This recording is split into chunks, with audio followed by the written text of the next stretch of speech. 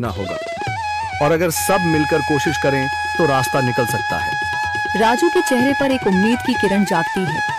हाँ बाबा जी, अगर सब मिलकर काम करें तो हम पानी ढूंढ सकते हैं। हमने पहले कभी ये कोशिश ही नहीं की। लेकिन इतनी कठिन जमीन में नया कुआं खोदना आसान नहीं। मुश्किल जरूर है, नामुमकिन नहीं। अगर हम मिलकर काम करें तो ये हो सकता है। राजू खड़ा हो जाता है, उसकी आंखों में एक नई रोशनी है। तो फिर हम कल से काम शुरू करेंगे। मैं गांव के सभी युवाओं को इकट्ठा करूंगा, हम मिलकर नया कुआं खोदेंगे। यह कहते हुए वह शामू के साथ गांव के दूसरे युवाओं को बुलाने के लिए निकल पड़ता है।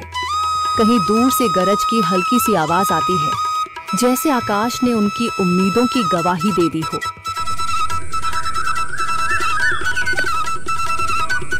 अगली सुबह राजू और शामू गांव के युवाओं को इकट्ठा करने निकल पड़े। चौधरी महेश की हवेली के सामने एक भीड़ जमा है। बाबा जी, संदरी, गांव के कुछ बुजुर्ग और किसान सभी मौजूद हैं। हम हाथ पर हाथ रखकर नहीं बैठ सकते। अगर अल्लाह ने हमें हिम्मत दी है तो हमें खुद पानी के लिए मेहनत करनी होगी। हम एक नया कुआं खोदेंगे। लेकिन राजू, क्या हमें यकीन है कि वहाँ पानी मिलेगा? बेटा, पानी जमीन के अंदर होता है, बस सही जगह खोदने की जरूरत है। हमने अपने बुजुर्गों से सुना था कि पुरानी नहर के पास जमीन नरम थी, शायद वहीं पानी हो। बाबा जी सही कह रहे हैं। अगर तुम सब यह काम करने के लिए तैयार हो तो मैं अपने कुछ मजदूर भेज सकता हूँ। धन्यवाद चौधरी जी, लेकिन हम सब खुद भी मेहनत करेंगे। यह हमारे गांव के अस्तित्व की लड़ाई है। संदरी, जो अब तक चुप थी, आगे बढ़ती है। हम औरतें भी पीछे नहीं रहेंगी। हम पानी लाने की व्यवस्था करेंगी, खाना बनाएंगी, ताकि तुम सब आराम से काम कर सको। यही हिम्मत चाहिए थी संदर। पूरा गांव एक नई उम्मीद के साथ कुआं खोदने की तैयारी में जुट जाता है। दूसरी ओर कुआं खोदने का काम शुरू हो चुका है। राजू, शामू और दूसरे युवा बेलचे चलाने लगते हैं। मिट्टी बाहर निकाली जाने लगती है। तेज गर्मी के बावजूद सब पूरी हिम्मत के साथ जुटे हुए हैं। दोपहर की तेज धूप जमीन आग की तरह तप रही है। गांव के लोग लगातार कुआं खोदने में जुटे हैं।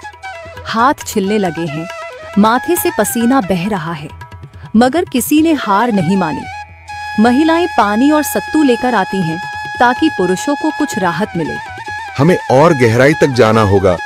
अब तक सिर्फ सूखी मिट्टी और पत्थर ही निकल रहे हैं। राजू, यह बहुत कठिन काम है। अगर हमें पानी न मिला। अल्लाह मेहनत करने वालों को कभी निराश नहीं करता बेटा। तुम सब अपनी कोशिश जारी रखो, पानी जरूर निकलेगा। हिम्मत मत हारो। अगर अब रुक गए तो फिर कभी पानी नहीं मिलेगा।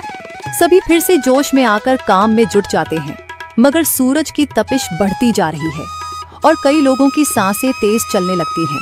तभी एक तरफ से रामलाल और उसके आदमी हंसते हुए आते हैं। अरे भाई, तुम्हें लगता है कि जमीन तुम पर रहम करेगी? हाँ हाँ, ना समझ लोग, ये सब बेकार की मेहनत है। रामलाल, हमारा हौसला मत तोड़ो। अगर तुम मदद नहीं कर सकते तो कम से कम मजाक भी मत उड़ाओ। मदद? हाँ, मैं अपने कुएं का पानी बेच सकता हूँ, मगर मुफ्त में नहीं दूंगा। राजू सब अनसुना कर फिर काम में लग जाता है। शाम होने लगती है, लेकिन अभी तक पानी का नामो निशान नहीं।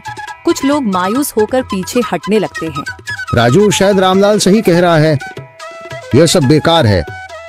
नहीं शामू, हमें हार नहीं माननी। अगर आज हार गए तो फिर कभी हिम्मत नहीं कर पाएंगे। तभी अचानक फावड़ा किसी कठोर चीज से टकराता है। एक अजीब सी आवाज आती है।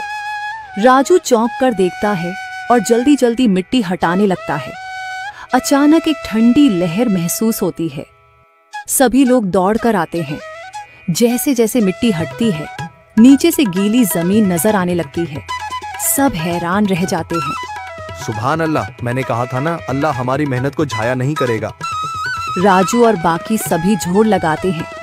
कुछ ही पलों बाद अचानक मिट्टी के नीचे से पानी की एक छोटी सी धारा फूट पड़ती है। गांव वाले खुशी से चिल्ला उठते हैं। पानी, पानी निकल आया। यह अल्लाह की कुदरत है रामलाल, जिस पर तुम्हें यकीन नहीं था। पूरा गांव आनंद से झूम उठता है। लोग एक दूसरे को बधाइयां देते हैं। औरतें दुआ करने लगती हैं। कुछ दिन बीत चुके हैं। गांव वाले नए कुएं से पानी भर रहे हैं, खेतों को सींच रहे हैं और जिंदगी फिर से पटरी पर लौट रही है। मगर रामलाल अब भी अपनी